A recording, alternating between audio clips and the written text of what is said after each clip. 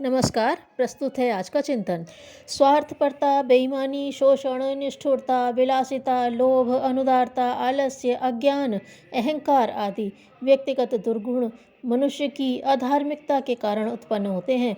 ये दुर्गुण जब अनेक लोगों में फैल जाते हैं तब वे धीरे धीरे सामाजिक कुप्रथा का रिवाज एवं परंपरा का रूप धारण कर लेते हैं। एक के देखा देखी दूसरा उन्हें अपनाता है। जन स्वभाव में वे बातें ऐसे शामिल हो जाती हैं कि उनमें कोई विशेष बुराई भी प्रतीत नहीं होती। इतना होते हुए भी ये कुप्रथाएं अपना हानिकारक प्रभाव तो छोड़ती ही हैं, लोग उनके कारण दिन ब दिन तबाह होते जाते हैं। प्रबल जनमत जागृत करके किसी संगठित समाज द्वारा उनका असहयोग या विरोध आंदोलन खड़ा कर लेने से भी अभ्यस्त लोकमानस में परिवर्तन कराया जा सकता है। कई धार्मिक संस्थाएं ऐसे आंदोलन चलाने में संलग्न हैं जिससे लोगों के स्वभाव में घुल गई कुरीतियों को हटाना संभव हो सके। सामाजिक कुरीतियाँ: मांसाहार, बीड़ी, हुक्का, भांग, गांजा, अफीम, चरस, शराब आदि खाने पीने संबंधी ऐसी कुरीतियां हैं जो सदाचार, स्वास्थ्य और धन को बर्बाद करती हैं।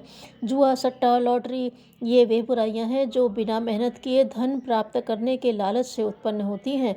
दूध, घी, मसाले, दवाएं आदि में मिलावट करके उससे अनुचित लाभ उठाना, चोरी, ठगी, उठाईगिरी, जेबकटी, धोखेबाजी, बेईमानी, लूट, डकैती आदि के दुस्साहस, कम नापना, कम तोलना, अधिक मुनाफा लेना, बढ़िया बताकर घटिया चीज़ देना, कम मेहनत करके अधिक वेतन लेना, टैक्स चुराना, रिश्वत देना और लेना आदि आर्थिक भ्रष्टाचार से समाज का आर्थिक ढांचा लड़खड़ाने लगता है और इन बुराइयों में लगा हुआ व्यक्ति अन्य अनेक बुराइयों की ओर अग्रसर होता है।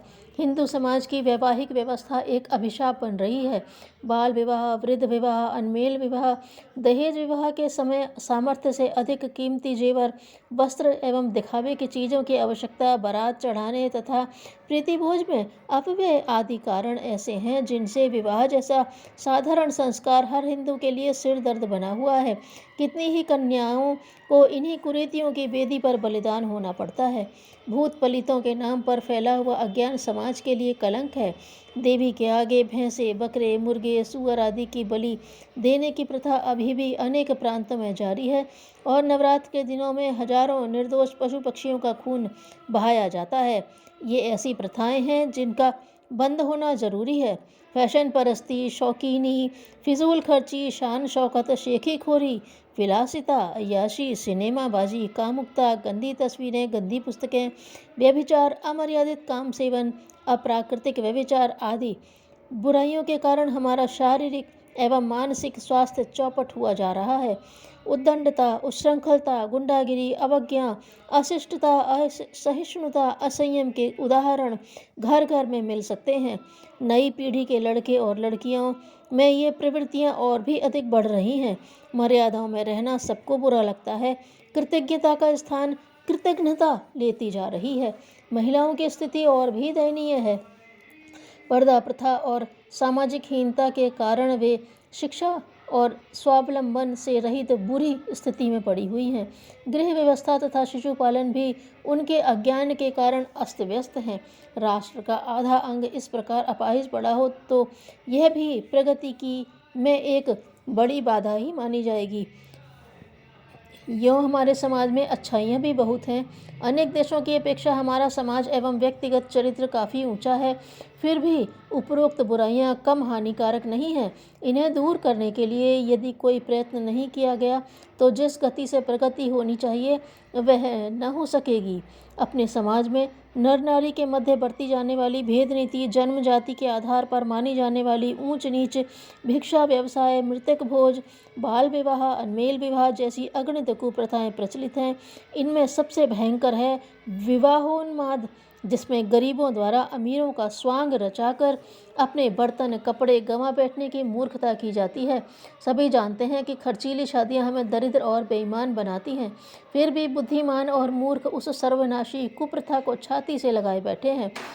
इन सभी कुप्रचलनों में भ्रांति और अनीति बेतरह गुथी हुई है, पर परंपरा के नाम पर उन्हें अपनाया और सर्वनाश के पथ पर बढ़ते चला जा रहा है। यह दुर्बुद्धि रुकनी ही चाहिए।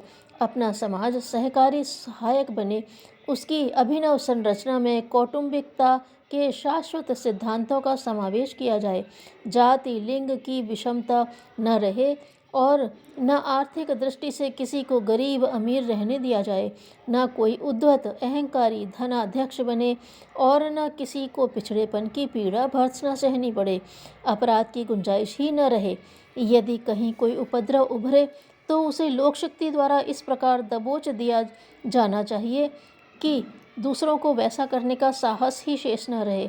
मिल बांट कर खाने और हिल मिलकर रहने की समाज संरचना के अंतर्गत ही मनुष्य को सुख शांति से रहने का अवसर मिल सकता है। मनुष्यों में पाई जाने वाली भ्रांतियों, विकृतियों, दुष्प्रवृत्तियों से जूझना कठिन भर लगता है। युग मनीषा यदि उसे कर गुजरने के लिए तत्परता प्रकट करे तो सत्य में 1000 हाथी के बराबर बल होता है। इस उक्ति के अनुसार श्रेष्ठता का वातावरण भी इसी प्रकार बन सकता है जिस प्रकार की मुट्ठी भर लोगों ने अग्रगामी होकर दुष्टता भरे प्रचलनों से लोकमानस को भ्रष्ट करके रख दिया है। समस्त कठिनाइयों का एक ही उद्गम है मानवीय दुर्बुद्धि। इसे हटाए बिना एक भी समस्या हल न होगी और न एक भी कठिनाई का समाधान निकलेगा। कानून और प्रतिबंधों से, संघर्ष और युद्धों से दुष्टता को न रोका जा सकेगा। उसका आध्यात्मिक स्तर पर ही समाधान संभव है। जिस उपाय से दुर्बुद्धि को हटाकर सद्बुद्धि स्थापित की जा सके वही मानव कल्याण का, विश्व शांति का समाधान कारक मार्ग हो सकता है। सम्मानित उसे किया जाए जो कर्तव्य के सांचे पर अपने क्रियाकलापों को ढालते रहते हैं। धन्यवाद।